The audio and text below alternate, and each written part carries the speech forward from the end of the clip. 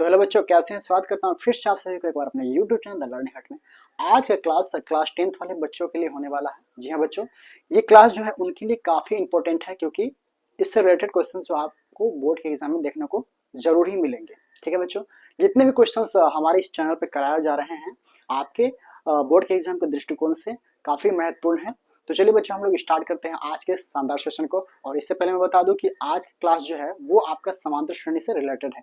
समांतर श्रेणी के क्वेश्चंस को आज के इस क्लास में हम लोग सॉल्व करने वाले हैं। तो आइए हम लोग देखते हैं। क्वेश्चन नंबर 1 हमने यहाँ लिखा है कि यदि किसी एपी का तीसरा और नौवां पद, यानी यदि किसी एपी का तीसरा और नौवां पद क्रमशः 4 और 8 है, तो एपी का कौन सा पद शून्य होगा। ठीक है, ये हमें बताना है। देखिए काफी इजी है। एपी का मतलब होता है अर्थमेटिक प्रोग्रेशन। ठीक है, अर्थमेटिक प्रोग्रेशन। ठीक है, जिसे हम हिंदी में समांतर श्रेणी कहते हैं। ठीक है, काफी इंपॉर्टेंट क्वेश्चन है आपको, तो हम लोग इसे शॉर्ट करते हैं। आइए, यहाँ पे क्या कर रहा है, सबसे पहले हम लिखते हैं यहाँ पे हल। तो हमने यहाँ पे हल लिख दिया। क्या कर रहा है यहाँ कि किसी समांतर श्रेणी का तीसरा और नौवां पद 4 और 8 है। ठीक है, ये देखिए तीसरा और नौवां पद क्रमशः अगर इस टाइप से लिखा रहे तो इसका मतलब क्या हुआ कि तीसरा पद कितना है 4 है और नौवां पद कितना है 8 है। क्रमशः आपको अगर दिया रहे तो इसका मतलब क्या हुआ, फर्स्ट वाला को फर्स्ट वाला के साथ, सेकंड वाला को सेकंड वाला के साथ लिखना है।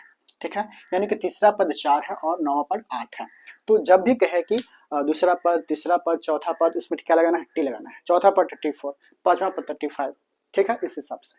तो यहाँ पे लिखा है कि तीसरा पद 4 है, तो यहाँ पे हम लिखेंगे T3। क्या लिखेंगे, T3 बराबर कितना, 4 लिख देंगे।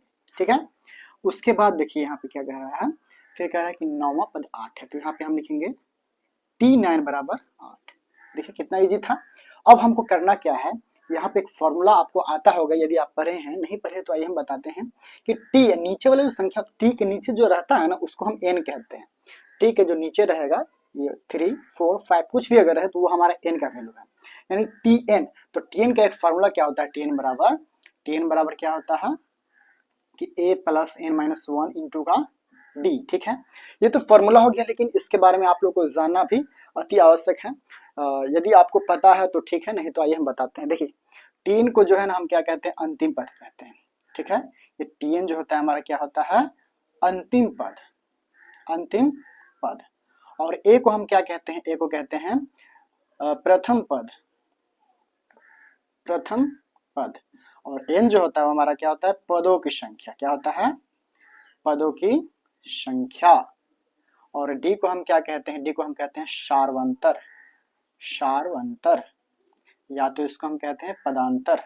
ठीक है, देखिए ये आपको जानना बहुत ही जरूरी है, तभी आपको समांतर श्रेणी से रिलेटेड क्वेश्चंस बन पाएंगे। ठीक है, तो आइए हम इसका सॉल्यूशन करते हैं। देखिए यहाँ पे टी एन बराबर 4, तो देखिए टी एन का जो फॉर्मूला होता है a plus N minus 1 into d, आपको यहाँ पे लिख लेना है। तो यहाँ लिखेंगे हम ए प्लस एन माइनस 1 इंटू का डी बराबर कितना है यहाँ पे 4। अब क्या करना है, देखिए ए का ए ऐसे रह जाएगा, प्लस ये जो टी के नीचे था वो मैंने बताया था कि वो एन होता है, तो यहाँ पर 3 minus 1 into D is equal to 4। ठीक है, ए का ए हो गया, 3 में से यदि कितना होगा, 2 प्लस डी बराबर 4। ठीक है, अब इसके आगे तो हम बढ़ा नहीं सकते, हमारा समीकरण फर्स्ट हो गया। ओके, अब हम इसको यदि आगे बढ़ाते हैं तो इसी हिसाब से बढ़ाना है ना, यानी a plus 9 minus 1 into D is equal to 8। A का ए रह जाएगा, 9 में से कितना होगा, 8 डी बराबर 8। ठीक है, ये हमारा क्या होगा, समीकरण 2 हो जाएगा। तो हमें बताना है कि कौन सा पद शून्य होगा, कौन सा पद शून्य होगा। इसके लिए आपको जो है यानी ए भी निकालना होगा, डी भी निकालना होगा। ठीक है, तभी जाके हम ज्ञात कर सकते हैं कौन सा पद शून्य है। ठीक है,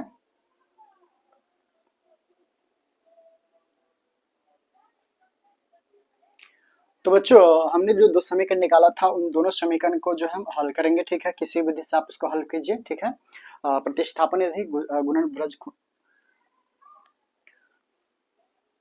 तो बच्चों यहाँ पर जो हमने 2 समीकरण निकाला था, हमने यहाँ पे इसको लिख लिया है। अब इस समीकरण को बनाकर हम ए और डी का वैल्यू को निकालेंगे, तभी जाकर हम यानी कि बता पाएंगे कौन सा पद शून्य होगा, ठीक है। तो सबसे पहले ए और डी का मान निकालना है। देखिए यहाँ पे ए क्या है, प्लस प्लस में हम इसे को कटिंग कर लेते हैं, प्लस प्लस है तो आपको लिखना क्या पड़ेगा, समीकरण एक माइनस माइनस समीकरण दो, ठीक है।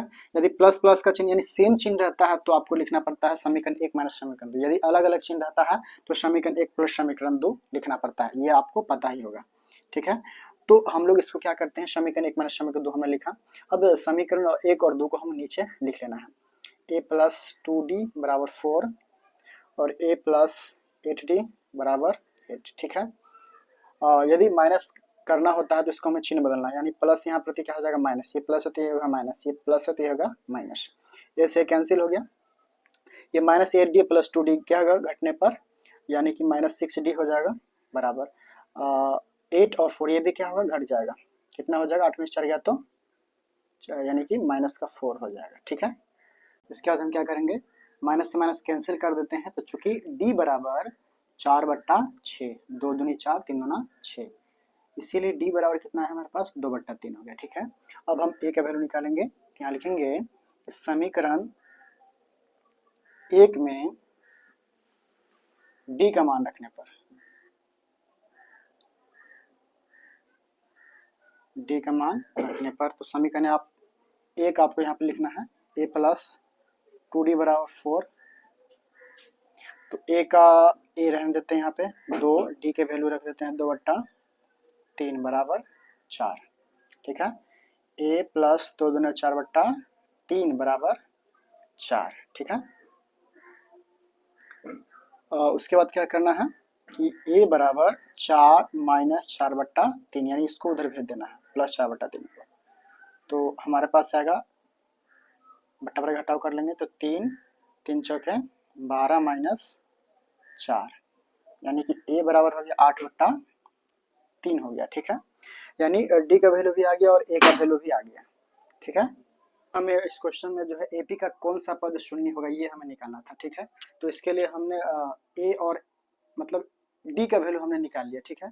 अब हमें कौन सा पद शून्य होगा उससे निकालने के लिए क्या करना पड़ेगा, टी एन बराबर क्या करना पड़ेगा 0 करना पड़ेगा। कौन सा पद शून्य होगा, ठीक है, वो पद हमें पता नहीं है, यानी कि वो सबसे अंतिम पद होगा, तो अंतिम पद को हम क्या कहते हैं टी एन कहते हैं। तो टी एन बराबर क्या हमने लिखा है यहाँ पे 0 लिखा, ठीक है।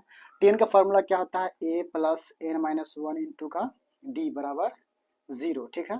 आपको अब क्या करना है, बारी बारी से और डी का वैल्यू को इसमें रख लेना है, तो ए बराबर क्या होगा 8/3 और प्लस का प्लस n माइनस 1 इंटू का डी कितना है, देखिए यहाँ 2/3 बराबर 0, ठीक है। अब यहाँ पे क्या कर सकते हैं हम लोग, यहाँ पे हम 8/3 को जो है बराबर को सर भेज देते हैं, ठीक है। तो यहाँ पे हमारे पास रह जाता है n माइनस 1 इंटू 2/3 और 8/3 को उधर भेज दीजिए तो क्या हो जाएगा -8/3 हो जाएगा, ठीक है। यदि बट्टे में नीचे का वैल्यू अगर सेम रहता है तो आप इसको कटिंग कर सकते हैं, ठीक है, यहाँ पे लेकिन गुना होना चाहिए। तो हमारे पास यहाँ बच जाता है 2 इंटू एन माइनस 1, तो 2 से आपको इसको गुना कर लेना है, तो 2 से एन में कहते कितना हो गया 2n माइनस का 2 एकम 2 बराबर, यहाँ पे हमारे पास पैरा 60 बचा है, ठीक है। अब 2n का 2n इस -2 को उधर भेज दीजिए तो क्या होगा -8 प्लस 2, 2n का 2n और 8 और 2 क्या होगा घट जाएगा, -1 प्लस से तो कितना हो जाएगा माइनस का 6, तो चूंकि n बराबर -6/2, 2 3 जा 6, इसीलिए n बराबर कितना हो गया -3 हो गया, ठीक है। n बराबर कितना हो गया -3, तो ये हमें बताना था कि कौन सा पद शून्य होगा, तो ये तीसरा पद जो होगा हमारा क्या होगा, मतलब माइनस तीसरा पद क्या होगा हमारा शून्य होगा, तो ये हमारा क्या होगा आंसर होगा। तो बच्चों हम आशा करते हैं क्वेश्चन नंबर 1 जो है काफी अच्छी तरह से आप लोगों को समझ में आ गया होगा। तो इसी तरह क्वेश्चंस के लिए आप हमारे चैनल को सब्सक्राइब कर सकते हैं और साथ ही बेल के आइकन को हिट कर सकते हैं।